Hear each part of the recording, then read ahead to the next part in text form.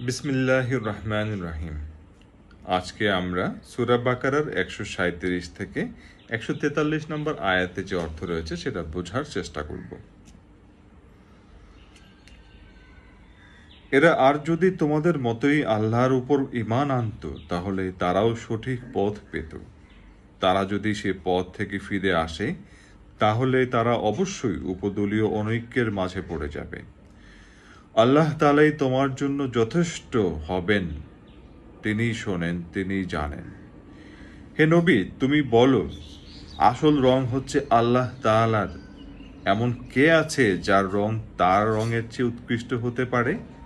আমরা ঘোষণা করছি, আমরা তারই ইবাদত করি। হে নবী, তুমি তাদের বলো, তোমরা কি স্বয়ং আল্লাহ তাআলার ব্যাপারেই আমাদের সাথে বিতর্ক লিপ্ত হতে চাও, অথচ তিনি যেমন আমাদের মালিক তেমনি তোমাদেরও মালিক। আমাদের কাজ আমাদের জন্য আর তোমাদের কাজ তোমাদের জন্য। আমরা সবাই তার আনুগত্যের ব্যাপারে নিষ্ঠাবান। অথবা তোমরা কি এই কথা বলতে চাও যে ইব্রাহিম, ইসমাইল, ইসহাক, ইয়াকুব ও তাদের বংশধররা সবাই ছিল ইহুদি কিংবা খ্রিস্টান? হে নবী, তুমি বলে দাও, এই ব্যাপারে তোমরা বেশি জানো না আল্লাহ তাআলা বেশি জানেন? যদি কোনো ব্যক্তি তার কাছে মজুদ আল্লাহর কাছ থেকে আগত সাক্ষ্য প্রমাণ গোপন করে, তাহলে তার চেয়ে বড় জালেম আর কে হতে পারে? আল্লাহ তাআলা তোমাদের কাজকর্মের ব্যাপারে মোটেই গাফেল নন। এরাও ছিল এক ধরনের সম্প্রদায় যারা গত হয়ে গেছে। তারা যা করে গেছে তা তাদের জন্য, আর তোমাদের কর্মফল হবে তোমাদের জন্য। তারা যা কিছু করেছিল সে ব্যাপারে তোমাদের কিছু জিজ্ঞেস করা হবে না।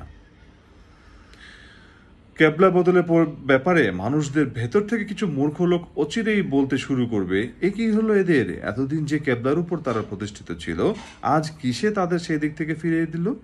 হে নবী, তুমি তাদের বলে দাও, পূর্ব পশ্চিম সবই আল্লাহ তাআলার জন্য। আল্লাহ তাআলা যাকে ইচ্ছা তাকে সঠিক পথে পরিচালিত করেন।